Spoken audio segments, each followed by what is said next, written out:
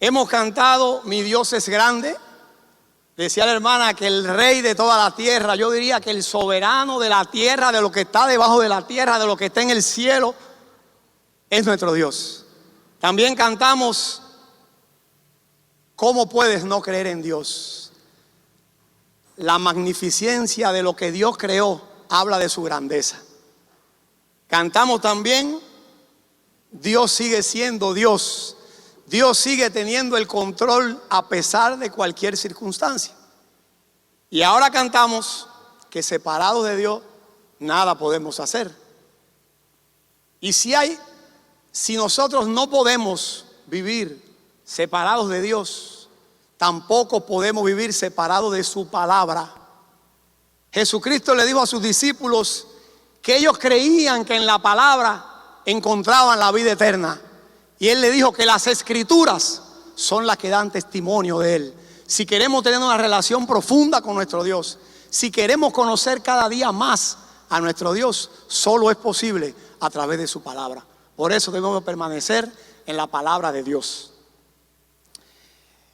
El tema de esta mañana, el título del sermón es Transformados por la palabra de Dios. Transformados por la palabra de Dios. Vamos a estar trabajando en el libro de Nehemías, pero antes les invito a tener un momento de oración. Padre, nos presentamos ante ti. Estamos en tus manos. Glorifícate en este momento, Señor. Habla a tu pueblo a través de tu palabra. Yo no soy capaz de hacerlo. No tengo ninguna virtud. Por eso dependo totalmente de tu Espíritu Santo. Me abandono a ti para que me uses conforme a tu voluntad. Permite que sea solo lo que dice tu palabra, Señor. No razonamientos humanos, no palabras humanas, sino lo que ha sido inspirado por tu Santo Espíritu. Edifica nuestras vidas, Señor. Nosotros necesitamos que tú nos hables, que tú nos edifiques, que tú nos transformes, que tú nos des vida a través de tu palabra. Que cuando salgamos de aquí, nuestro rostro resplandezca y glorifique a Cristo. En el nombre de Jesús, en ese nombre que es sobre todo nombre, oramos, te damos las gracias y te decimos amén.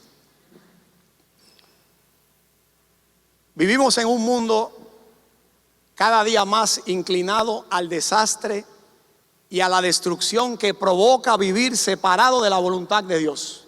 Eso no es un secreto. En ese mundo coexiste la iglesia de Cristo. Y no solamente que coexistimos en este mundo, sino que aquí tenemos que cumplir la misión que nos dio el Señor, y es la misión de anunciar el evangelio de Jesucristo. En ocasiones, los hijos de Dios pierden su patria, pierden sus ciudades, pierden sus pertenencias, pierden sus lugares de culto, incluso pierden sus vidas, como está pasando hoy en Nigeria, que no somos ajenos a ese desastre. Eso pasa en este mundo también. Pero no solamente se ve afectada la parte emocional y la parte material de los hijos de Dios en este mundo, sino que también se ve afectado su nivel espiritual. Y el registro bíblico recogido por Nehemías es muy actual. En este libro el autor narra el resultado de la persecución, donde los judíos en aquel tiempo no solamente perdieron sus vidas, ellos perdieron también su tierra, perdieron su patria, perdieron la infraestructura de su ciudad santa. Y también el libro muestra cómo su espiritualidad sufrió un gran daño. El tema tratado en el libro muestra cómo Dios hace tantas cosas usando la obediencia y la fidelidad de su pueblo. Esa es una parte del tema del libro. También enseña cómo afrontar los desafíos, por adversas que sean las circunstancias. En el capítulo 6, verso 15 de su libro, Nehemías detalla el milagro realizado por Dios en cómo permitió solo en 52 días reconstruir los muros de Jerusalén. Déjeme decirle que esta muralla mide aproximadamente 4 kilómetros de largo, 12 metros de alto y 2,5 metros de ancho. 52 días, cuando no habían grúa ni concretera. Es un milagro de Dios, no es obra humana. En el capítulo 7, el autor comienza con el detalle de la colocación de las puertas de la ciudad. Dice él, con porteros, con cantores y levitas. Y continúa en ese mismo capítulo 7 con la repatriación de las familias originarias de la ciudad de Jerusalén, los habitantes originales de aquella ciudad.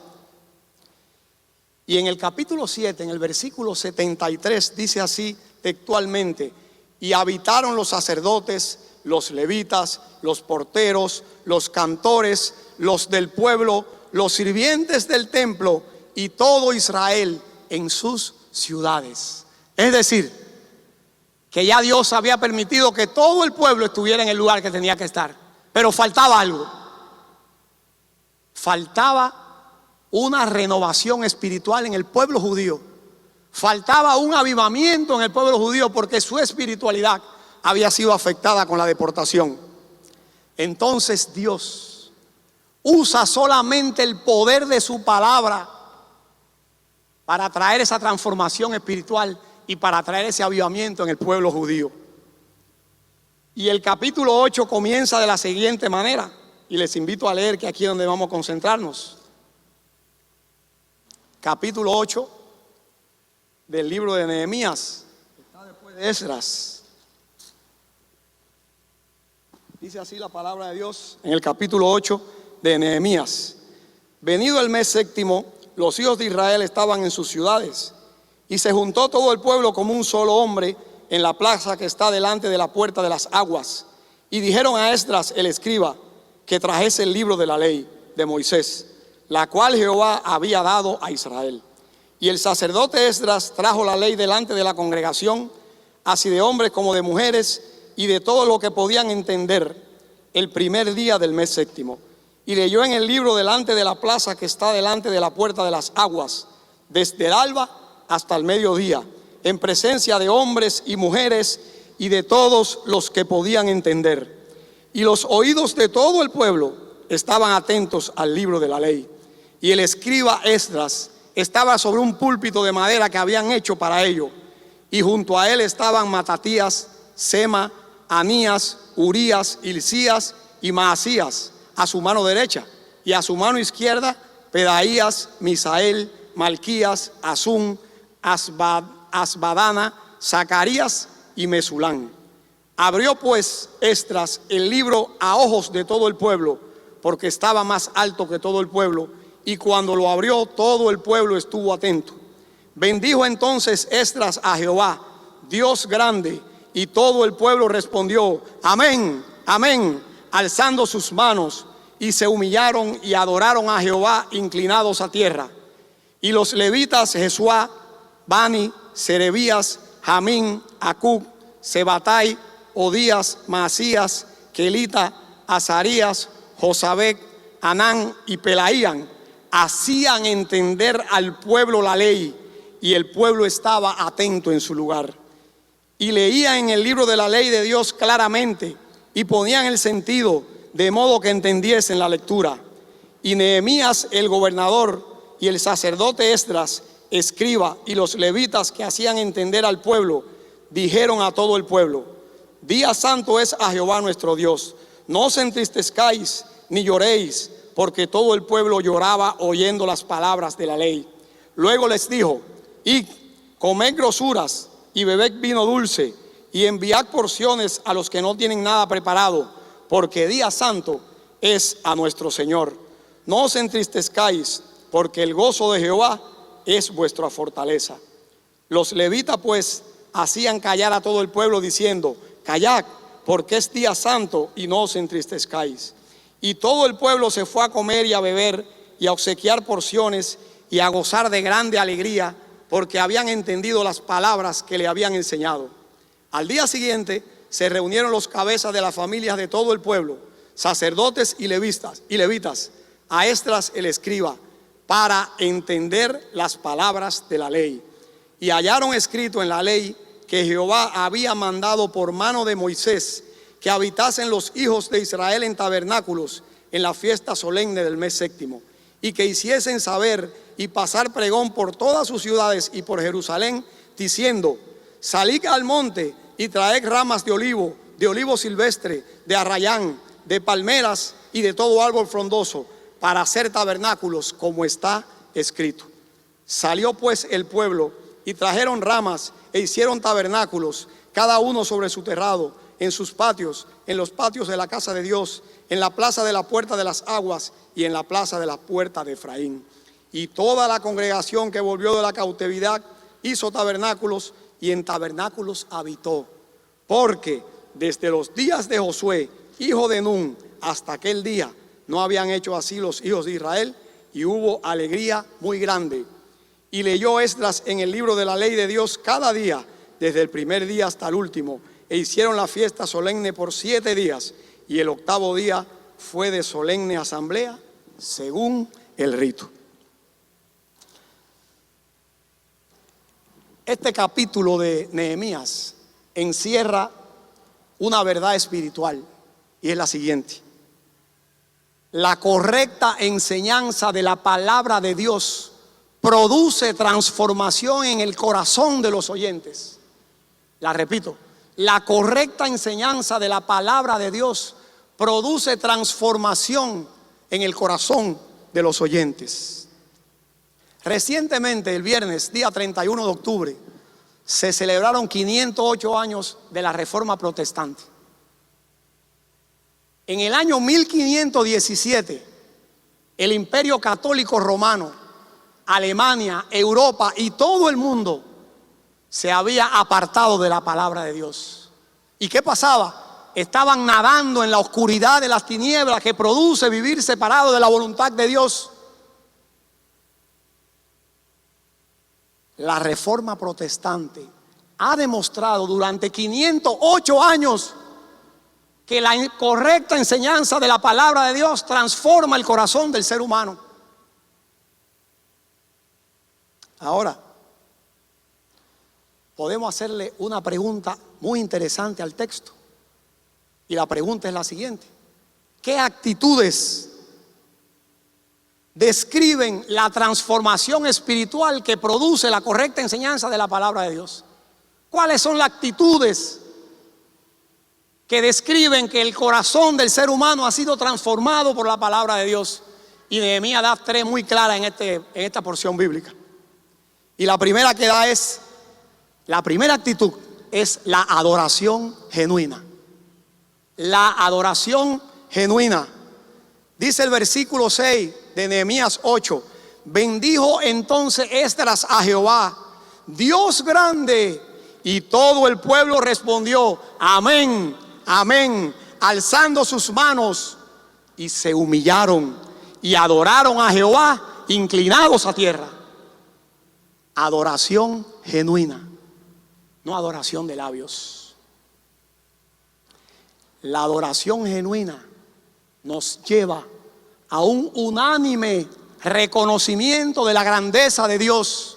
Eso que hicimos con el primer canto, que todos cantamos porque reconocemos la grandeza de nuestro Dios, a eso nos lleva una adoración genuina.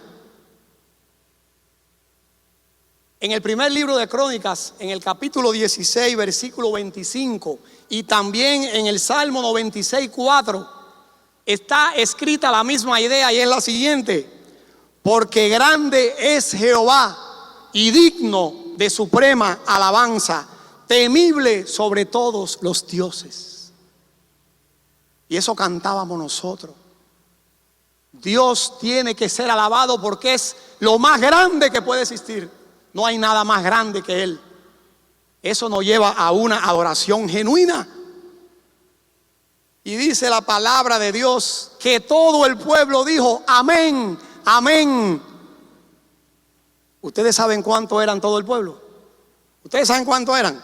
Miren, si usted suma lo que dice en el 766 y en el 767, eran más de 50,000 personas.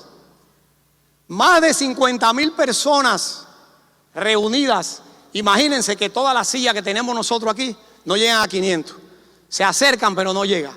Imagínense, hermano, visualicen su memoria. 100 grupos como nosotros, pero más llenos que hoy. 100 grupos de personas como nosotros reunidos, adorando a Dios, bendiciendo a Dios por lo grande que es. Y todo el mundo, ahí no dice que nadie se quedó callado, y todos decían amén, amén. Déjeme decirle, la Biblia me está mostrando aquí uno de los cultos de adoración más grandes de toda la historia. Aquí no dice que se tocó una guitarra, aquí no dice que se tocó un piano. No quiere decir eso que no fuera un culto de adoración por eso. En el culto de adoración se adora genuinamente a Dios. Y hay detalles importantes que podemos analizar de ese culto, muy breves. Primero nos dice que hombres y mujeres y todos los que podían entender. Yo me imagino que habían niños de 4 años, habían ancianos de 85, 90 años, porque dice hombres y mujeres y todo lo del pueblo que podían entender la escritura. Ahí estaban todos, ahí estaba todo el pueblo de Dios. Otro detalle que me asombra y es muy importante, el que dice que estuvieron reunidos desde el alba, nosotros decimos aquí las 6 de la mañana, hasta el oscurecer. Nosotros decimos aquí las 6 de la tarde, puede ser. ¿Cuántas horas estuvieron reunidos esos hombres, mujeres, niños y ancianos escuchando la lectura? Porque no tenían Biblia como nosotros, no podían interactuar, escuchando la lectura de la palabra de Dios.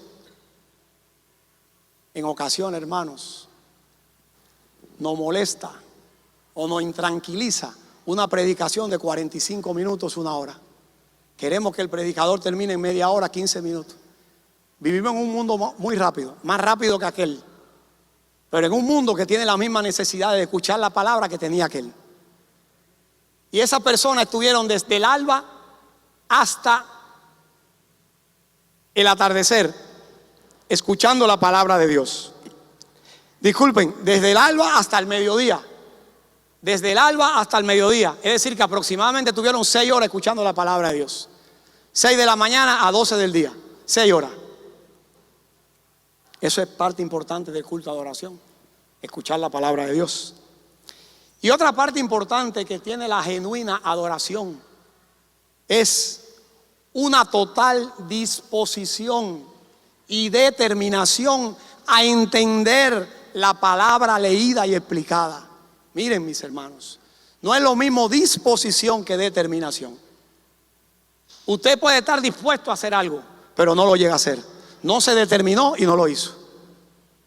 Y aquel pueblo demostró que estaban totalmente dispuestos y determinados a entender la palabra leída y explicada. Y esto viene precedido de un deseo que está en el versículo 1. Y le dijeron a Esdras que trajese el libro de la ley. ¿Fue Esdras el que dijo que iba a llevar el libro para leerlo? No, fue el pueblo que pidió que trajeran y le leyeran el libro de la ley. Hay un deseo precedido de entender, de que le expliquen la palabra de Dios. ¿Y de qué libro de la ley hablaba Nehemías?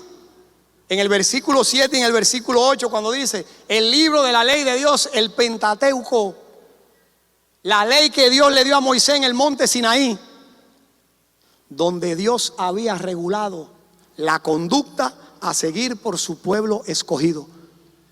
En los 5 libros de la ley, Dios había dictado cuál era la conducta que debía seguir su pueblo escogido. No era un libro cualquiera el que estaban leyendo. Ellos sabían que necesitaban escuchar esas palabras. En Deuteronomio 7:6 dice: porque tú eres pueblo santo para Jehová tu Dios. Jehová tu Dios te ha escogido, escuche, para serle un pueblo especial, más que todos los pueblos que están sobre la tierra. Tú y yo hemos sido escogidos para ser un pueblo especial, más que todos los pueblos que están sobre la tierra, dice la palabra de Dios. Y aquellos judíos también habían sido escogidos para eso. Pero ahora nosotros pensamos, para ser un pueblo más especial que todos los pueblos que están sobre la tierra, porque soy mejor que esos pueblos. No era la idea que estaba dando Deuteronomio 7. El propósito de Dios no fue escoger un pueblo especial para que fuera mejor que otros pueblos, sino para que fuera un pueblo totalmente dependiente de ese Dios. Un pueblo que cuando tuviera relación con otros pueblos reflejara a su Dios. Para eso somos escogidos. Y si no lo entiende bien todavía, vamos a Primera de Pedro 2. Le voy a leer el versículo 9, el 12 y el 21. Dice el Primera de Pedro 2:9: mas vosotros sois linaje escogido, real sacerdocio, nación santa, pueblo adquirido por Dios para, hay un propósito ahí, para anunciar las virtudes de aquel que nos llamó de las tinieblas a su luz admirable. Pero vamos un momentico atrás. En el griego, anunciéis, ¿sabe la idea que da? Declaren hacia afuera. En griego no dice para que anuncien. En griego dice, en el idioma original que se escribió el Nuevo Testamento, dice para que anuncien hacia afuera las virtudes de Cristo. Ese es el propósito para el que Dios nos escogió. Y dice el 12: manteniendo buena vuestra manera de vivir entre los gentiles, para que en lo que murmuran de vosotros como de malhechores, glorifiquen a Dios en el día de la visitación, al considerar vuestras buenas obras. Pueden murmurar usted porque digan que tú, porque te crees que eres cristiano, eres mejor que otros que no son cristianos. Que digan eso. Eso es lo que está diciendo Pedro aquí. Pero que vean tus buenas obras. Como hijo de Dios, tenemos que hacer obras diferentes a las que hacen ellos. Esa es anunciar las virtudes de Cristo. No es quedarnos con la Biblia en la mano, quedarnos trancados aquí adentro. Ahí dice hacia afuera, anunciar las virtudes de Cristo. Y dice el 21, repite la idea Pedro: pues para esto, para este propósito fuiste llamados. Y da un porqué.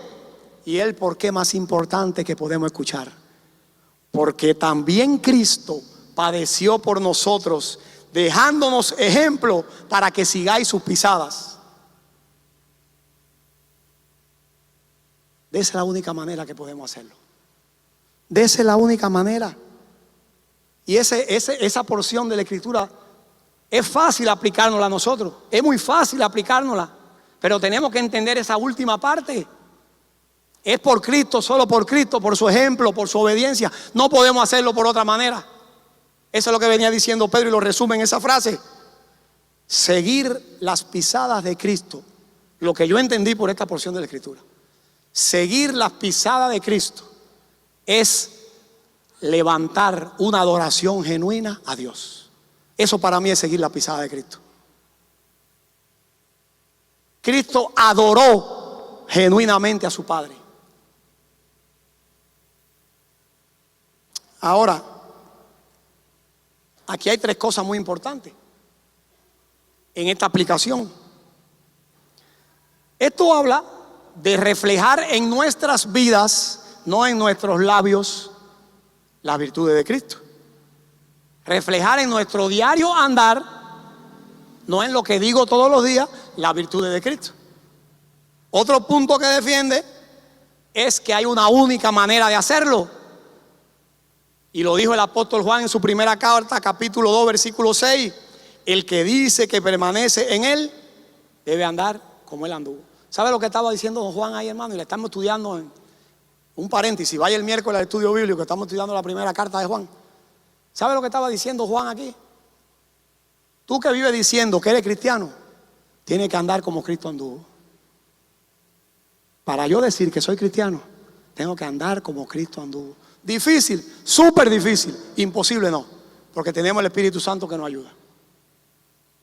Pero esa es la idea que daba. Y otro tercer punto ahí que también es importante, es una pregunta que yo me puedo hacer a esta aplicación. ¿Cuándo estoy siendo transformado por la palabra de Dios? Porque yo me puedo pasar estudiando la Biblia la vida entera, escuchando sermones sobre la transformación que produce la palabra de Dios, y que nunca me haga esa pregunta yo mismo. Yo me pregunto, ¿cuándo estoy siendo transformado por la palabra de Dios?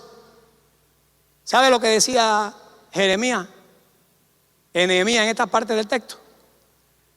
Cuando vivo reconociendo la grandeza de Dios, dispuesto y determinado a entender y aplicar la palabra enseñada. Es la única manera de yo demostrar que estoy siendo transformado por la palabra de Dios. Si yo no vivo reconociendo la grandeza de Dios, si yo no vivo entendiendo y aplicando la palabra que recibo, no muestro nada, mis hermanos. Transformados por la palabra de Dios, el título del sermón. Y recuerden que vimos una verdad espiritual, que es la proposición del sermón, que la correcta enseñanza de la palabra de Dios produce transformación en el corazón de los oyentes. Y nos preguntábamos que cuáles actitudes emanan de esa transformación de ese corazón. Y la primera que vimos ahora es la adoración genuina. Pero hay una segunda, y muy chocante para nosotros. A mí me chocó, a usted le va a chocar, y a cada hijo de Dios le va a chocar. Y es el arrepentimiento sincero. Arrepentimiento sincero. Dice el versículo 9 de Nehemías 8. Y Nehemías, el gobernador, y el sacerdote Esdras, escriba, y los levitas que hacían entender al pueblo, dijeron a todo el pueblo: día santo es a Jehová nuestro Dios. No os entristezcáis ni lloráis. Ahora viene lo más importante. Porque todo el pueblo lloraba oyendo la palabra de la ley. Mi hermano, más de 50,000 personas llorando solo por escuchar la palabra de Dios. ¿Quién puede hacer eso, hermano? Solo el Espíritu Santo. Ahí no hay obra humana, ahí no hay palabra humana, no hay idea humana, ahí no hay nada humano posible. Solo el obrar del Espíritu Santo a través de la bendita palabra de Dios. Porque todo el pueblo lloraba oyendo las palabras de la ley. ¿Y saben por qué le decía que este punto es chocante para nosotros? Porque la idea nos lleva directamente a una profunda convicción de pecado y de culpa. A nosotros los cristianos no nos gusta que nos hablen de pecado y de culpa. Pero sí, cuando nosotros, a través de la correcta enseñanza de la palabra de Dios, le estamos rindiendo una correcta adoración a nuestro Dios, una genuina adoración a nuestro Dios, cuando la palabra de Dios se lee, cuando la palabra de Dios se predica, cuando la palabra de Dios se enseña, tiene que llevarnos a un arrepentimiento. Tiene que llevarnos a recordarnos los pecados que todavía nosotros estamos trabajando con ellos y estamos luchando con ellos con la ayuda del Señor. Porque aquí nadie es impecable. Me asombra la frase: más de 50,000 personas reunidas como un solo hombre. Mire, hermano, no es el tema, pero hay que decirlo. Más de 50,000 personas reunidas como un solo hombre. ¿Usted cree que en medio de 50,000 personas no habían grupos que pensaban diferentes? ¿Sí o no? No habían grupos que vivían diferentes. No había grupos que no le gustaba lo que estaba haciendo este y ni le gustaba lo que estaba haciendo el otro. Eso es normal entre grupos de personas. Pero eso quitó de que los 50,000 estuvieran unidos como un solo hombre. No. Porque a nosotros nos une el Espíritu Santo, un solo Espíritu, una misma fe, un mismo bautismo, un solo Cristo. A nosotros no nos unen ideas, a nosotros no nos unen que lo que haga otro a mí no me agrada. A nosotros nos une la fe en Cristo. Y si ellos eran 50,000 y estaban como un solo hombre, ¿por qué nosotros, si somos 700 y pico, no podemos estar como un solo hombre? Tenemos que estar como un solo hombre. Eso es lo que enseña la palabra de Dios, no es lo que yo digo. Y lo que me asombra es que dice que estaban llorando amargamente. No estaban llorando porque le dolía un pie. No estaban llorando porque tenían el virus, porque habían perdido el techo de la casa, porque el ciclón había inundado y le había llevado todas sus propiedades, porque habían perdido un ser querido. No estaban llorando por eso. Dice la Biblia que lloraron amargamente y solo estuvieron 6 horas escuchando la palabra de Dios.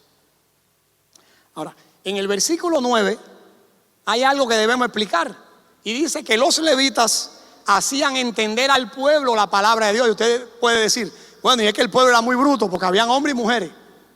No, el problema es que el idioma de los exiliados era el arameo. Cuando ellos lo exiliaron, tuvieron que adaptarse al idioma arameo. Y el Antiguo Testamento está escrito en hebreo y se leía en hebreo. Entonces, cuando ellos llegan y empiezan a escuchar la palabra, no entienden. Y los levitas se dedicaron a traducirle la palabra de Dios del arameo al hebreo. Pero me imagino también, no lo explica el texto, pero me meto dentro de él, porque los levitas eran los que estaban escogidos por Dios para esa función. Que también los levitas estaban enseñando parte de la escritura que ellos no llegaban a comprender bien. Y ahí vemos la labor de enseñar la palabra de Dios. Ahora, después de esto, viene un paréntesis en el versículo 10, un paréntesis de Nehemías, y dice que Nehemías, Esdras, etcétera, llaman al pueblo. El pueblo está, imagínense eso, el pueblo está llorando amargamente porque están escuchando esa palabra. Todavía no hemos llegado a lo que le estaba diciendo la palabra. Ellos sí la habían escuchado. El pueblo está en un arrepentimiento profundo por el pecado, y lo llama a Nehemías y el escriba y los levitas que explican la palabra le dicen: coman, beban, denle al que no tiene, no estén tristes, no lloren. Y de aquí sale la famosa frase: porque el gozo del Señor es vuestra fortaleza. Ahora, ¿qué pasa, hermano? Ellos se encontraban celebrando la fiesta de los tabernáculos, la fiesta Sukkot en hebreo, se llama Sukkot. Era la fiesta de los tabernáculos, se celebraba por 7 días y al 8º día había asamblea solemne. Entonces, en esa fiesta era indicado por Dios beber vino dulce, comer comida con mucha grasa, grosura, y la familia que tenían cocinaban y le daban a los que no tenían. Entonces, Esdras y Nehemías mandan al pueblo a hacer eso y le dice: porque es día santo a Jehová. Ahora, ¿qué significaba para ellos la fiesta de los tabernáculos? Casi todos lo sabemos. Dios recordaba con la fiesta de los tabernáculos cómo Dios lo proveyó en el desierto durante 40 años de todo y no le faltó nada. Cómo lo cuidó en cuevas, cómo lo cuidó en enramadas, sin tener casa. Imagínese usted vagando por una ciudad 40 años sin tener casa. Pero cuando el poder de Dios es el que guía, hermano, a usted no le falta nada. Gloria a Dios. Y eso le recordaba a Dios al pueblo de Israel cada vez que celebraban la fiesta de los tabernáculos. Pero también les recordaba las cosechas, cómo Dios mandaba la lluvia tardía y temprana para que la cosecha fuera abundante a pesar de las circunstancias. Por eso debían hacer la celebración. Entonces, aquí surge una pregunta, porque nosotros no podemos dejar eso así, porque no entendemos lo que dice la palabra de Dios. Ahora aquí después de este paréntesis hay una pregunta: ¿qué pasó? No es que seamos breteros y queremos enterarnos, pero es que el texto lo pide. ¿Qué pasó? ¿Cuáles fueron las palabras que quebrantaron de esa manera a más de 50,000 personas y lo llevaron a un arrepentimiento sincero por el pecado? ¿Qué escucharon ellos? Bueno, lo que ellos escucharon es complejo. Fíjense si es complejo, que en el versículo 13 dice que al día siguiente, es decir, después de haberlo mandado a gozarse, a comer y a disfrutar y a no llorar, al día siguiente se reunieron. Oye, ¿quiénes se reunieron? Los cabezas de familia de todo el pueblo, los sacerdotes, los levitas y Esdras el escriba. Lo que más valía y brillaba interpretando la palabra de Dios se reunió en aquel momento, con un propósito, dice aquí: para entender la palabra de la ley. Mi hermano, hasta los eruditos en la palabra de Dios estaban chocados con aquella palabra. Ni ellos entendían por qué el pueblo estaba así. Ellos eran los encargados de leerla, de enseñarla. y no entendían por qué el pueblo estaba así. Dijeron, bueno, tenemos que hacer algo. Vamos a mandar al pueblo a celebrar la fiesta, que es día para celebración. Vamos a calmarlo y al otro día nos vamos a reunir nosotros para ver cuáles son esas palabras. Esas palabras son duras, hermano. ¿Y saben por qué son duras? No por lo que decían, sino porque fueron las palabras que Dios le dijo a Moisés textualmente que el pueblo debía cumplir. Y eso tiene una importancia. Jehová había mandado, esto lo explica el versículo 14 y el 15. Jehová había mandado que durante la fiesta que estaban realizando habitasen en tabernáculos, no en las casas.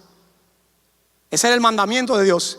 Que los 8 días que duraba la fiesta de los tabernáculos, cada vez que la celebraran, no habitaban en sus casas. Tenían, por orden de Dios, que habitar en tabernáculos, en enramada, para que usted lo entienda mejor, no en techo sólido.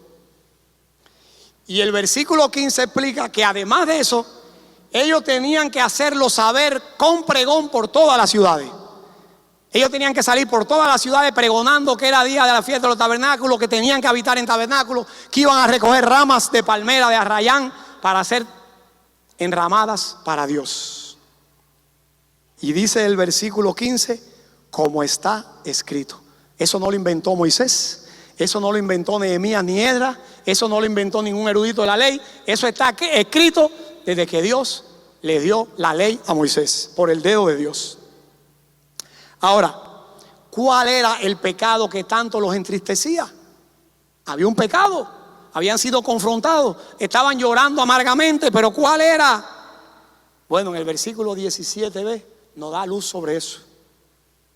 Mi hermano, hacía 960 años, escuche eso, hacía 960 años que el pueblo judío estaba cometiendo ese pecado, continuamente. Dice ahí, esta cuenta no es matemática de la matemática, esta es matemática bíblica. Dice ahí que desde los días de Josué, ¿saben qué día vivió Josué? Josué vivió aproximadamente en el 1406 antes de Cristo. Dice, hasta estos días, ¿saben cuáles eran esos días de Nehemías? El 444 antes de Cristo. Cuando usted resta 1406 menos 444, le da 960 años el pueblo de Dios violando el mandamiento establecido por Dios. Que nosotros no estamos bajo la ley, gloria a Dios, estamos bajo la gracia, pero ellos sí estaban bajo la ley. Ellos tenían que cumplirlo. 960 años cometiendo el mismo pecado. ¿Producirá arrepentimiento sincero y llanto amargo? No, hermano.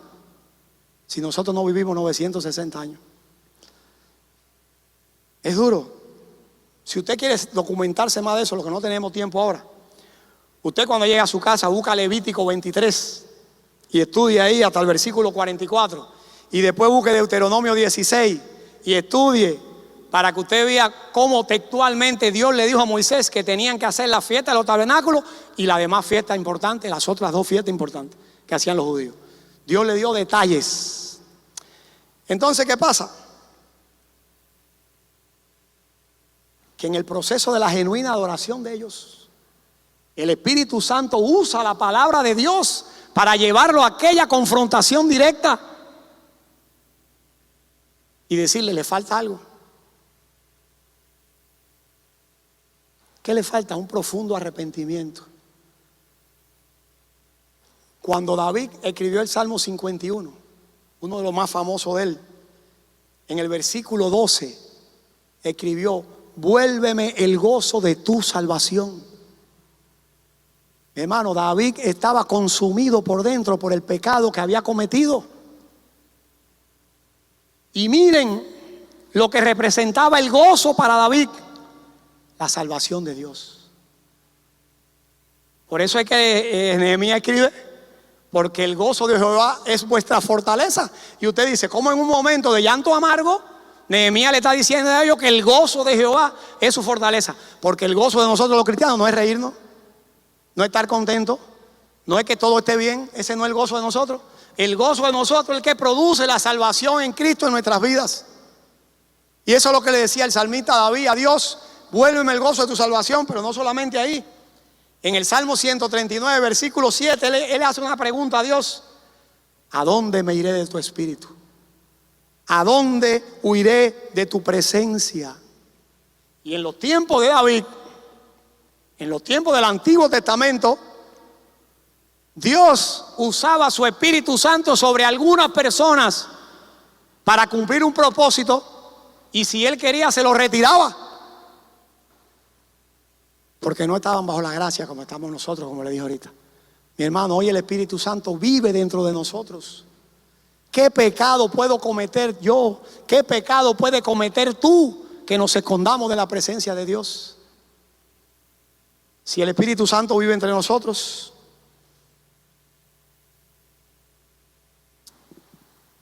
Yo creo que una oración que nosotros debemos hacer, si hay algunos que no la hacen cada día después de hoy, es en tu oración personal decirle: Señor, transfórmame con tu palabra. Porque que si no somos transformados por la palabra de Dios, dice ella, que no le veremos cara a cara, hermano. Entre este proceso de que el Señor se tarda, como algunos piensan, que no viene a buscar a su pueblo todavía, hay opciones para nosotros. Y una de las más valiosas es meternos con la palabra de Dios, para que el Señor cada día nos transforme a través de ella, y cada día nos acerquemos más a la imagen de Cristo, y cada día estemos más listos para su retorno y para el encuentro con Él. Recuerden, ¿cuáles actitudes describen la transformación producida por la correcta enseñanza de la palabra de Dios? Según Nehemías 8. La primera actitud que vimos fue, ¿cuál fue? ¿Alguien se acuerda? La adoración genuina. La segunda, el arrepentimiento sincero. Y hay una tercera: la obediencia total. Yo me sonrío, pero es por lo que voy a decir ahora, pero no da risa. Miren, hay una ilustración que me encanta siempre compartirla, y es sobre una familia cristiana: papá, mamá e hijos, mayor y menor, criados en un ambiente bíblico, criados en un devocional diario, criados en leer la palabra de Dios, orar antes de la cena, antes del almuerzo, en el desayuno. Eran los tiempos cuando la familia cristiana podía cenar, almorzar y desayunar juntas. Hoy es muy poco difícil, pero bueno, eran esos tiempos. Y en esa familia el hijo menor era un poco rebelde, como siempre. El menor es un poquito más rebelde porque aprende muy pronto lo que el grande ya hace y esas cosas, pero eso es normal en la familia. Y el padre ese día usó de su autoridad como cabeza del hogar. ¿Por qué? Porque cada día del almuerzo, de la cena, la madre mandaba a todos a sentar para leer la palabra de Dios y orar, y el hijo menor no se sentaba, se quedaba de pie. El padre, observando esa actitud de su hijo, comenzó a orar, a prepararse con el Señor para tomar carta en el asunto, para no herir a su hijo ni formar un problema familiar. Y ese día se decidió. Y cuando fueron a mandar a sentar a la mesa, el que lo hizo fue el padre. Bueno, vamos a sentarnos a la mesa. Él dijo: hijo, siéntate. Y el hijo le dijo: no, me quedo de pie. Hijo, que te sientes, que me quedo de pie. Hijo, que te sientes, que me quedo de pie. Ya cuando el padre le grita: hijo, que te sientes, dice el hijo: que conste, por fuera estoy sentado, pero por dentro estoy parado. ¿Es obediencia total, hermano? Eso se llama obediencia total. Él obedeció a su padre, como dice él, por fuera lo obedeció, pero por dentro no. Nuestro Dios es un Dios que demanda, escuche, demanda, no pide, demanda, exige nuestra obediencia total, por dentro y por fuera, si usted quiere visualizarlo de esa manera.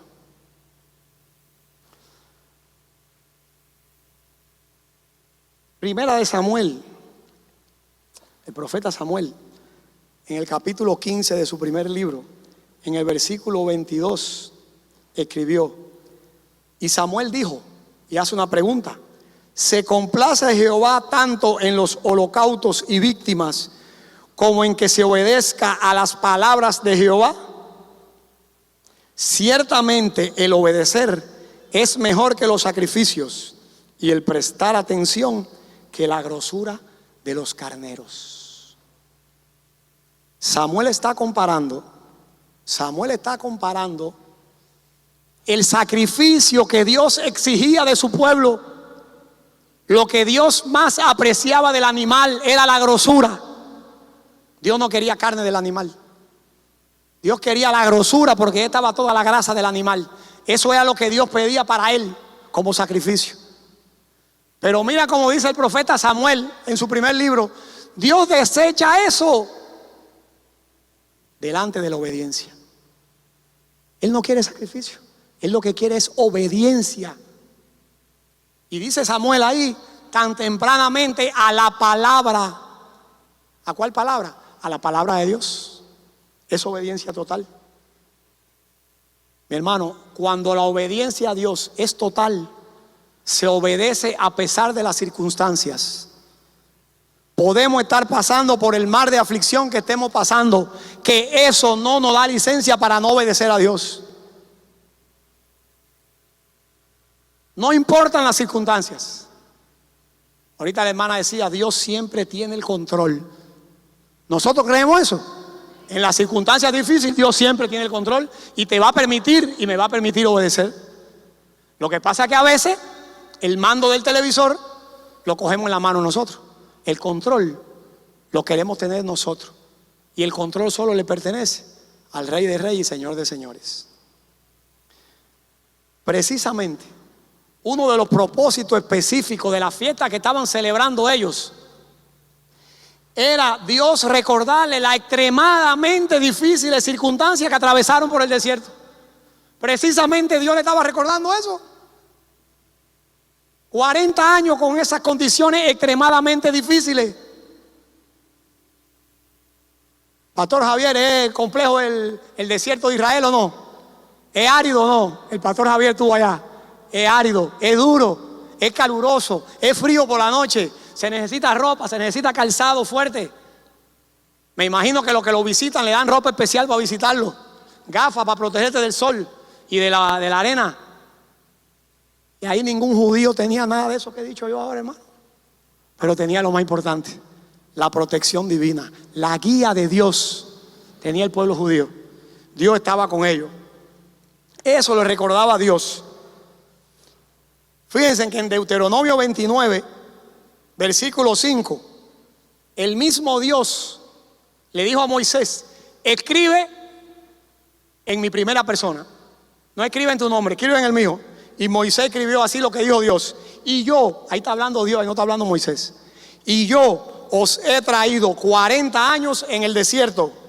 Vuestros vestidos no se han envejecido sobre vosotros, ni vuestro calzado se ha envejecido sobre vuestro pie.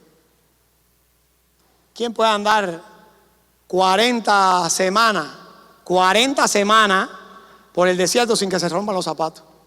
Ellos anduvieron 40 años y no se le envejecieron ni los zapatos ni la ropa, porque era Dios que estaba con ellos. Entonces, hermano, ¿había escasez en el desierto? Si se fajaban por eso, por la escasez de comida que tenían. ¿Había enfermedades? ¿Habían criterios diferentes? Lo habían. Murmuraron de Moisés. Habían criterios diferentes. ¿Había dolor? Pero eso da licencia para que nuestra obediencia sea parcial. No, de ninguna manera. Y cuando hablamos de obediencia total, no podemos dejar de leer Filipenses 2. Haya pues en vosotros ese sentir que hubo también en Cristo Jesús, el cual, siendo en forma de Dios, no estimó el ser igual a Dios como cosa a que aferrarse, sino que se despojó a sí mismo, tomando forma de siervo, hecho semejante a los hombres, y estando en la condición de hombre, se humilló a sí mismo, haciéndose obediente hasta la muerte, y muerte de cruz. Yo creo que no hay un ejemplo máximo en la Biblia que se pueda hablar de obediencia que la obediencia de Cristo, descrita en Filipenses 2, de 5 al 8.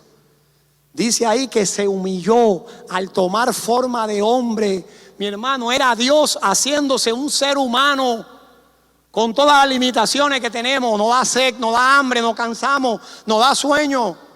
Lo único que no hizo como nosotros fue pecar, porque se mantuvo santo y sin pecado. Gloria a Dios por eso. Ese es nuestro modelo de obediencia, hermanos. Yo se lo decía hoy a los congregados allá. Uno adquiere cierta costumbre en el tiempo de estudiar la Biblia, de leerla. Costumbres buenas. Dios me ha enseñado una a mí, mi hermano, la comparto contigo. No es común hacer esto yo, pero es importante.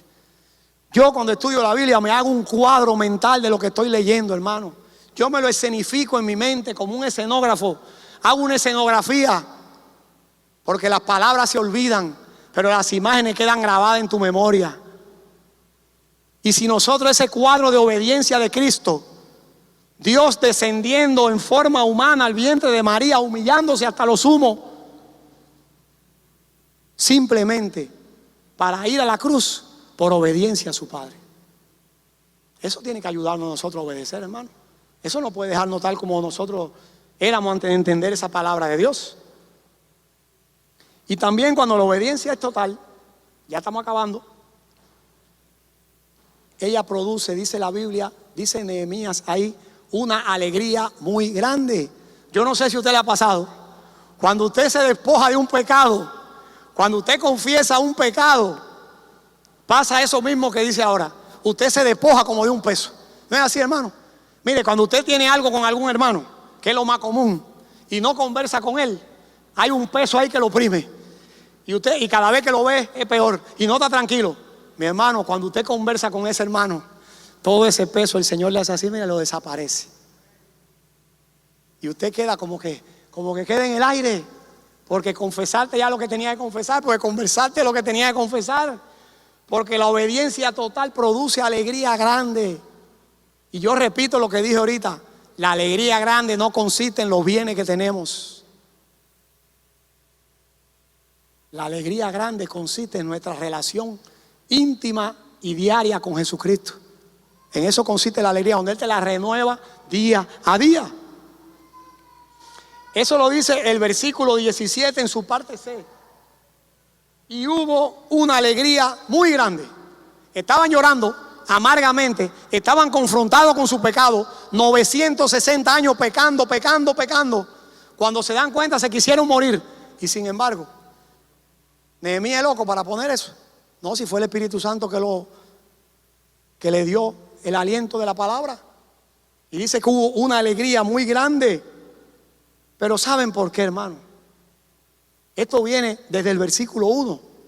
Lo mencioné ahorita y aquí hay que mencionarlo de nuevo. Esto viene precedido del versículo 1 de Nehemías 8.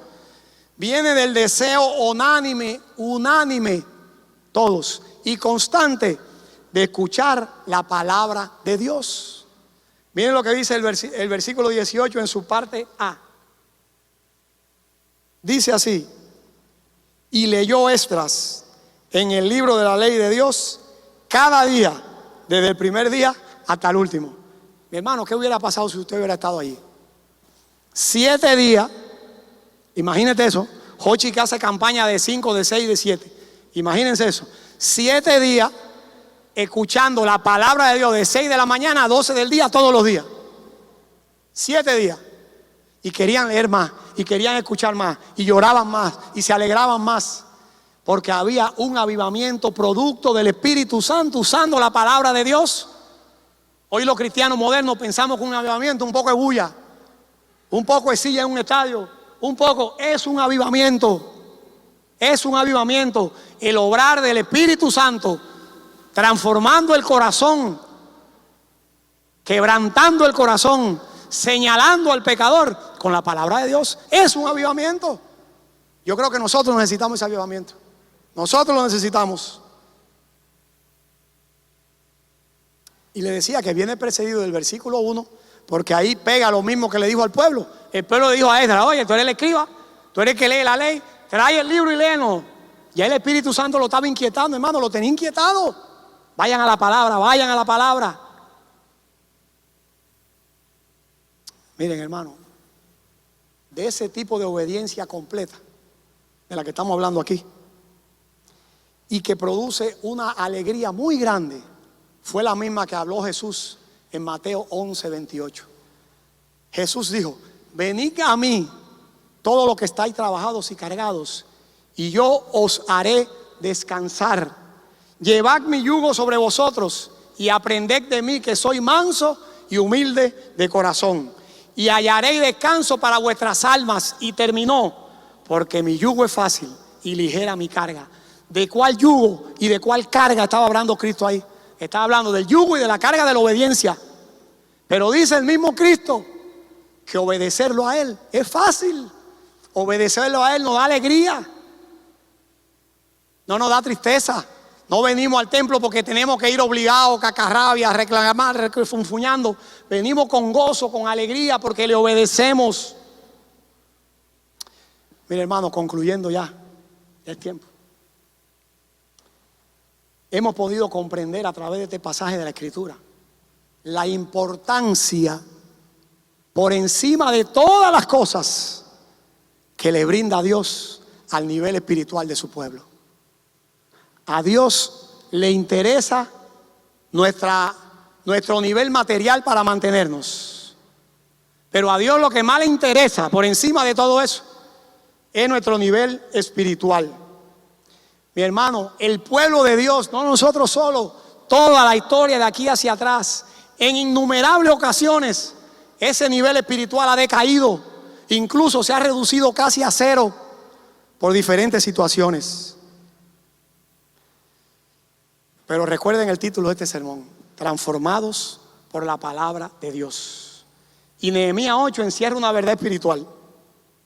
La transformación espiritual en el corazón de los creyentes o de los oyentes la produce la correcta enseñanza de la palabra de Dios. Por lo tanto, esto tiene un desafío para nosotros como iglesia, porque no podemos predicar esta palabra y concluirla así. No. Aquí hay un desafío implícito para nosotros. No estamos bajo la ley, estamos bajo la gracia, pero el desafío para nosotros. El Espíritu Santo nos desafía a permanecer, escuche bien, a permanecer como un solo hombre, no divididos, a permanecer como un solo hombre y con una determinación constante a brindar y a recibir la correcta enseñanza de la palabra de Dios. Es el desafío que nos hace el Espíritu Santo en esta mañana a la Iglesia Bautista del Calvario. A permanecer como un solo hombre y con una determinación constante, no ambigua, a enseñar y aprender correctamente la palabra de Dios. Mi hermano, a través de ese proceso, la Divina Trinidad se encarga de renovar, se encarga de edificar, se encarga de transformar espiritualmente nuestras vidas. Es de la única manera que lo puede hacer. Y esto nos conduce a una conducta distinguida por la adoración genuina, por el arrepentimiento sincero y por la obediencia total.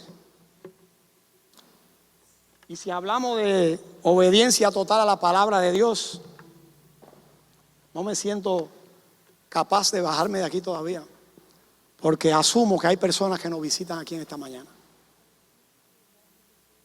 Asumo eso.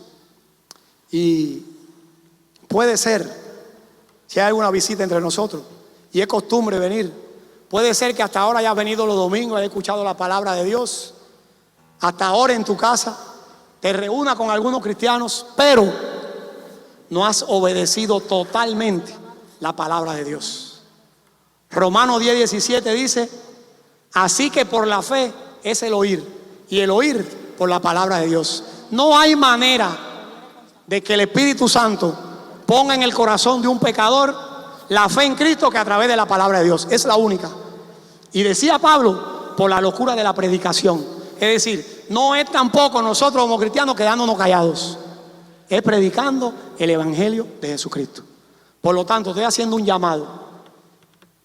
Si hay alguna persona aquí que vino como visita, que aún no ha tenido un encuentro personal con Cristo, no ha dado profesión pública de tener un encuentro personal con Cristo, y la palabra de Dios, no mis palabras, no las ideas, La palabra de Dios, el Espíritu Santo la ha usado para convencerte de pecado, de justicia y de juicio. Y hoy quiere dar profesión pública de que recibe a Cristo como tu Señor y Salvador personal. Hay un llamado ahora a ti, una invitación a que levantes tu mano ahí donde estás y nosotros estaremos orando por ti. Si hay alguna vida aquí que ha recibido a Cristo y nunca ha dado profesión pública de fe, tienes la oportunidad de hacerlo ahora. Levanta tu mano ahí donde estás y estaremos orando por ti. ¿Hay alguna vida que quiere recibir a Cristo hoy o quiere dar profesión pública de fe? Gloria a Dios. Dios te bendiga. Gloria a Dios, porque todos los que estamos aquí hemos tenido un encuentro personal con Cristo. Y si hay alguno que todavía no lo ha tenido, te animo a que continúe viniendo a escuchar la palabra de Dios y no resista al Espíritu Santo. Ábrele tu corazón para que tu vida cambie. Que Dios le bendiga.